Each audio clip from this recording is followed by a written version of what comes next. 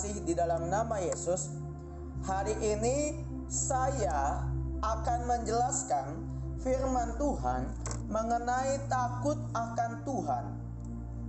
Perintah luas untuk takut akan Tuhan meliputi berbagai aspek berbeda dari hubungan seseorang percaya dengan Allah. Jadi saya akan menjelaskan 4 poin mengenai takut akan Tuhan itu. Poin yang pertama, yang perlu untuk takut akan Allah adalah kesadaran kita akan kekudusan, keadilan, dan kebenarannya sebagai pasangan hidup terhadap kasih dan pengampunannya, yaitu mengenal Dia dan memahami sepenuhnya siapakah Dia. Takut semacam itu berlandaskan pengakuan bahwa Allah adalah Allah yang kudus, yang tabiatnya itu membuat Dia menghukum semua dosa manusia. Poin yang kedua, takut akan Tuhan berarti memandang Dia dengan kekaguman dan penghormatan kudus serta menghormatinya sebagai Allah karena kemuliaan, kekudusan, keagungan, dan kuasanya yang besar bagi kita. Misalnya Bapak Ibu, ketika bangsa Israel di Gunung Sinai melihat Allah menyatakan diri melalui guruh dan kilat dan awan padat di atas gunung dan bunyi sangkakala yang sangat-sangat keras, maka gemetarlah mereka di dalam ketakutan sehingga memohon kepada Musa untuk berbicara kepada mereka dan bukan Allah sendiri.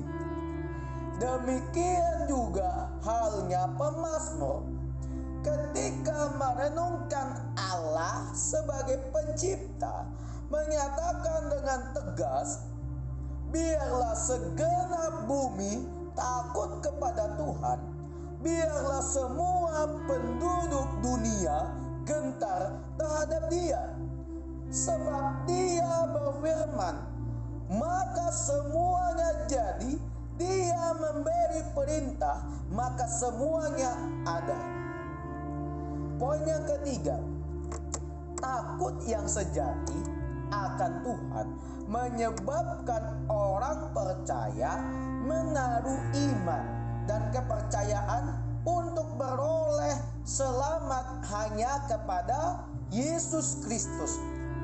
Misalnya Bapak Ibu, setelah bangsa Israel menyeberang Laut Merah atas tanah kering dan menyaksikan pembinasaan besar yang diderita bala tentara Mesir, maka takutlah bangsa itu kepada Tuhan dan mereka percaya kepada Tuhan.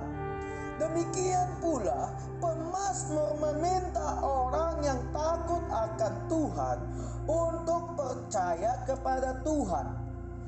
Dialah pertolongan mereka dan perisai mereka. Dengan kata lain, takut akan Tuhan menghasilkan di dalam umat Allah pengharapan dan kepercayaan yang kokoh kepadanya. Oleh karena itu, jangan heran bahwa umat semacam itu selamat dan menerima kasih dan kemurahannya yang mengampuni. Poin yang keempat, akhirnya takut akan Allah meliputi kesadaran bahwa Dialah Allah yang marah terhadap dosa dan berkuasa untuk menghukum mereka yang melanggar hukum-hukumnya yang adil, baik dengan segera maupun dalam kekekalan. Ketika Adam dan Hawa berbuat dosa di Taman Eden, mereka menjadi takut dan berusaha untuk bersembunyi dari hadapan Allah. Musa mengalami aspek takut akan Allah ini ketika menghabiskan 40 hari dan malam berdoa bagi bangsa Israel yang berdosa. Sebab aku gentar karena murka dan kepanasan amarah yang ditimpakan Tuhan kepadamu, sampai Ia mau memunahkan kamu. Demikian pula di dalam perjanjian baru, segera setelah mengakui pembalasan dan hukuman Allah yang akan datang. Penulisan surat Ibrani menulis, ngeri benar kalau jatuh ke dalam tangan Allah yang hidup. Demikian dari penjelasan mengenai takut akan Tuhan.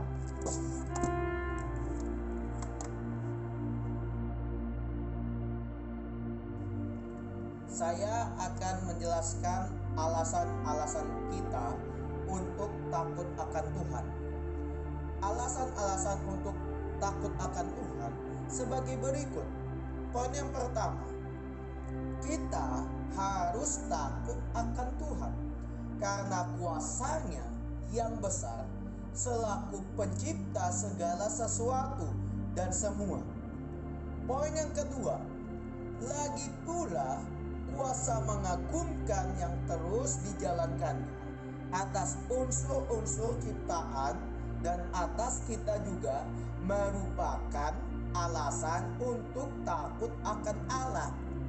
Poin yang ketiga, bila kita menyadari kekudusan Allah, yaitu pemisahan dari dan perlawanannya yang tanpa keputusan terhadap dosa, maka tanggapan normal seorang manusia ialah takut kepadanya. Poin yang keempat, setiap orang yang menyaksikan kecemerlangan kemuliaan Allah mau tidak mau akan menjadi takut. Poin yang kelima, berkat-berkat yang terus-menerus kita menerima dari Dia, khususnya pengampunan dosa, seharusnya membuat kita lebih takut dan lebih mengasihi Dia, yaitu pemeliharaan Allah di dalam kehidupan kita. Poin yang keenam, tidak dapat disangkal lagi kenyataan bahwa Allah adalah Allah yang adil, yang akan menghukum seluruh umat manusia, mendatangkan takut akan Dia. Suatu kebenaran yang kudus dan hikmat ialah bahwa Allah senantiasa menjaga, mengawasi, dan menilai semua perbuatan kita selama di bumi ini, yang baik dan yang buruk, dan bahwa kita bakal dipertanggungjawabkan semua perbuatan kita yang baik dan yang buruk ini, baik sekarang maupun nanti pada hari penghakiman pribadi kita di dalam dunia ini.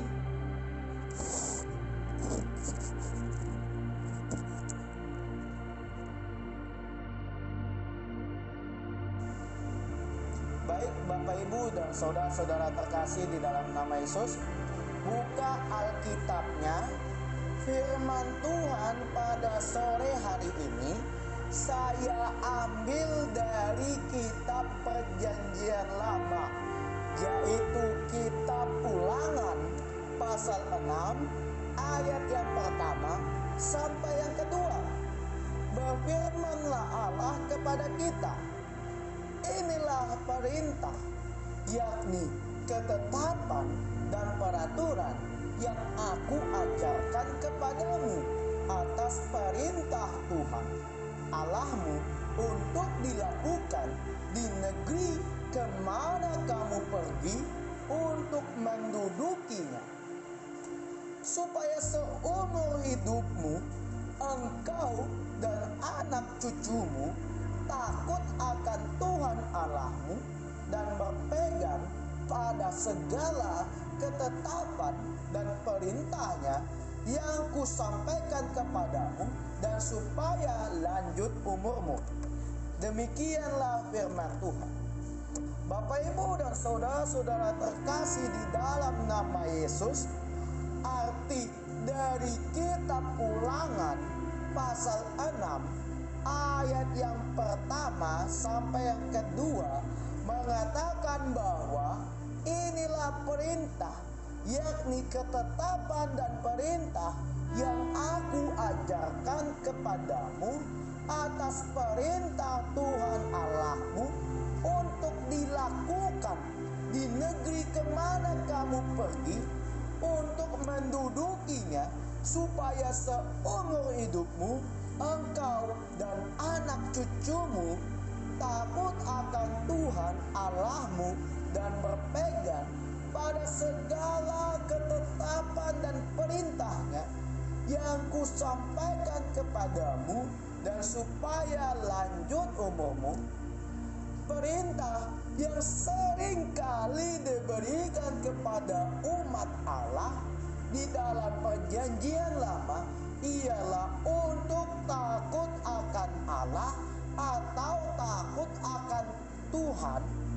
Pentinglah bagi kita untuk memahami apa yang dimaksud dari perintah ini bagi kita selaku orang yang percaya kepada Yesus Kristus. Hanya waktu kitalah yang sungguh-sungguh takut akan Tuhan, kita akan dibebaskan dari perbudakan kepada semua bentuk ketakutan yang tidak wajar dan keji. Demikianlah firman Tuhan pada sore hari ini.